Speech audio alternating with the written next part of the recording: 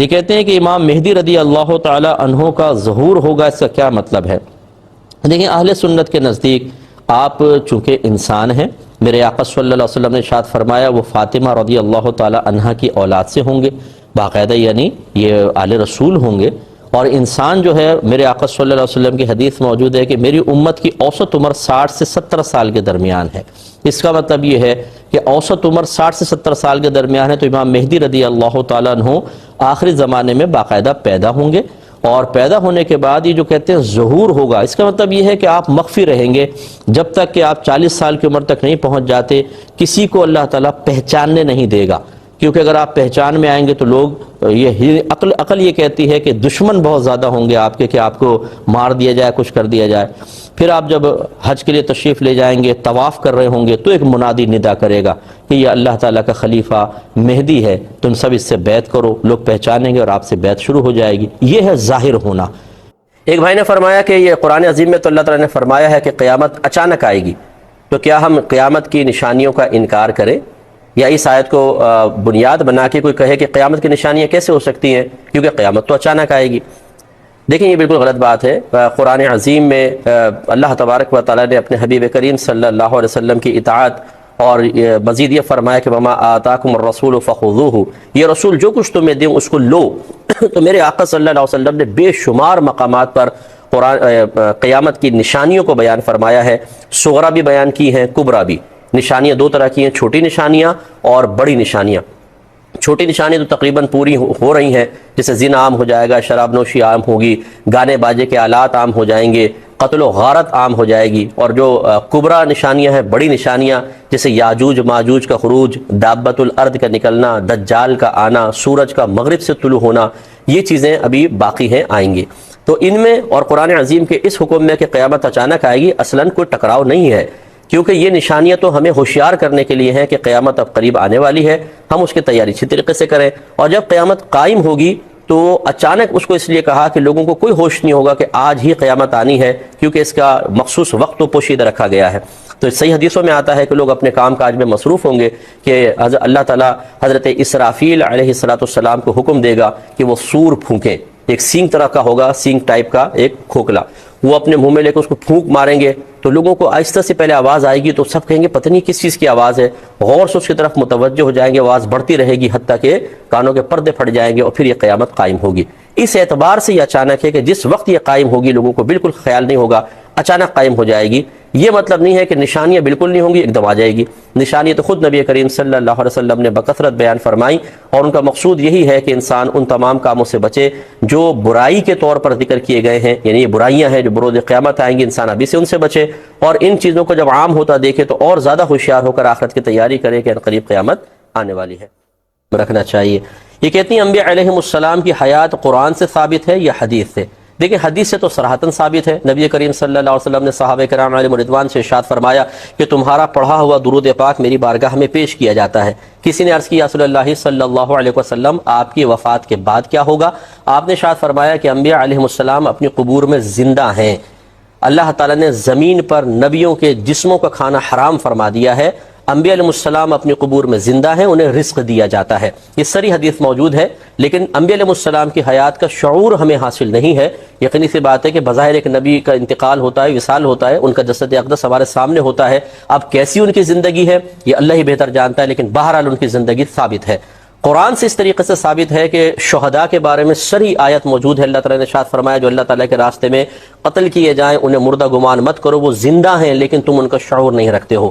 تو دلالت النص سے ثابت ہوتا ہے، جس کی وضاحت پھر کبھی کر دوں گا، آسان الفاظ میں سمجھ لیں کہ اگر نیچے درجے والوں کے لیے کوئی حکم ثابت ہو جائے تو اوپر درجے والوں کے لیے بدرجہ اولا ثابت ہو جائے گا۔ تو جب شہید کی حیات ثابت ہوئی تو پھر انبیاء علیہ السلام کی حیات بدرجہ اولا ثابت ہو جائے گی۔ جیسے اللہ تعالیٰ نے فرمایا وَلَا تَقُلْ لَهُمَا اُف، ماں باپ کو اف بھی مت کہو، تو ماں باپ کو پھر مارنا اور گالی دینا بدرجہ اولا منع ہوگا، کیونکہ وہ اس سے زیادہ درجہ رکھتا ہے۔ آپ کو کہے ماں باپ کو ماں بہن کی گالیاں دے، اور جب آپ کہیں کہ یہ تم گناہ کر رہے ہو، کہے کہ کہاں قرآن میں لکھا ہے وَلَا تَقُلْ لَهُمَا اُف لکھا ہے کہ اف مت کہو، میں تو گالی دے رہا ہوں، اف کو ہی کہہ رہا ہوں۔ تو لازم سے بات ہے جب نیچے درجے کے لیے حکم ثابت ہوا کہ اف کہنا منع ہے تو اوپر درجے والوں کے لیے بدرجہ اولا ثابت ہوگا.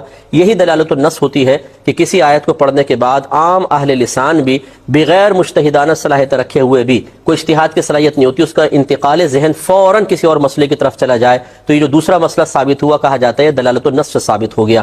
تو دلالت النص سے انبیاء علیہ السلام کے حیات قرآن عظیم سے بھی ثابت ہے.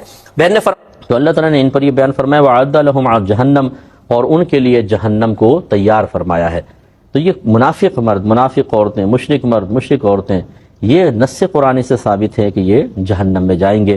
اس لیے ایسے لوگوں سے اگر کوئی مجبوری ہے تو ظاہری برتاؤ کرنے میں کوئی حرج نہیں ہے، ہم اس کو ہمیشہ کہتے ہیں.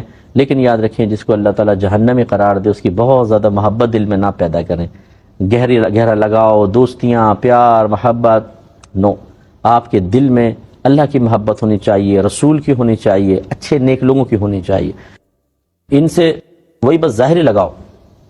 کبھی ایسا ہوتا ہے آپ یونیورسٹی میں پڑھتے ہیں کسی کے ساتھ، کالج میں، اسکول میں پڑھتے ہیں تو تھوڑی بہت دوستی ہو جاتی ہے اور کلاس فیلو سے تھوڑی بہت محبت بھی ہو جاتی ہے. یعنی میں وہ غلط محبت کی بات نہیں کر رہا ہوں، مطلب دل مائل ہو جاتا ہے. لڑکے لڑکیاں ہیں جیسے ہیں، اچھی دوستیاں ہو جاتی ہیں، یاد آتا ہے کوئی دوست، ملنے کو دل چاہتا ہے. یہ مطلب ہے کہ ایک قریب زیادہ رہنے کی وجہ سے ہو تو ایک الگ بات ہے، لیکن ایسا نہیں ہونا چاہیے کہ آپ خود اختیاری طور پہ زیادہ کلوز ہونے کی کوشش کریں. یہ چیز ٹھیک نہیں ہے. دیکھیے اگر کوئی شخص آپ سے آ کر کہے کہ یار میرے دل میں نا چرسیوں، موالیوں، شرابیوں کی بڑی محبت ہے، تو آپ اس کو برا سمجھیں گے یا نہیں سمجھیں گے؟ یقینی سی بات ہے کہ برے شخص کی محبت اچھی نہیں ہوتی ہے. اور سب سے برا وہ ہے جو اللہ کو جھوٹا کہے، اس کے رسول کو جھوٹا کہے، قرآن کو جھٹلائے. یہ سب سے برا ہوتا. اور منافق مرد، منافق عورتیں، مشرکین یہ سب یہی کام کر رہے ہیں.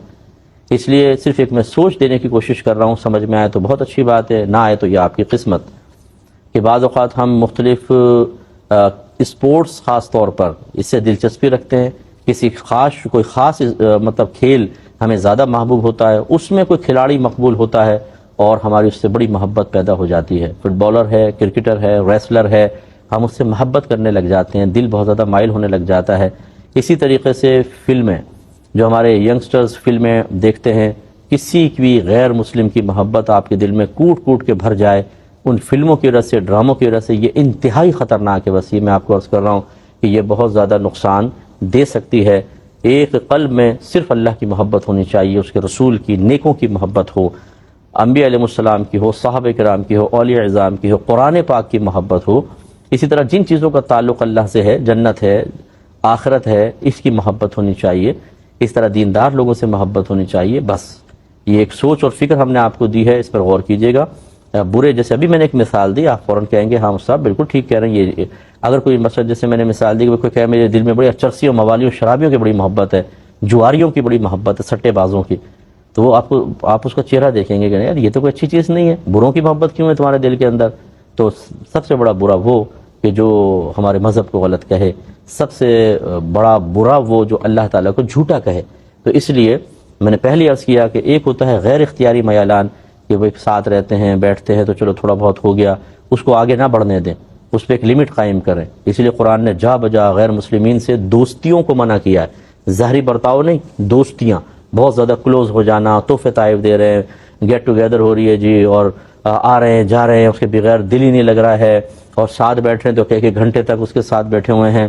یہ بہت خطرناک چیز ہے، اس پر توجہ کرنی چاہیے.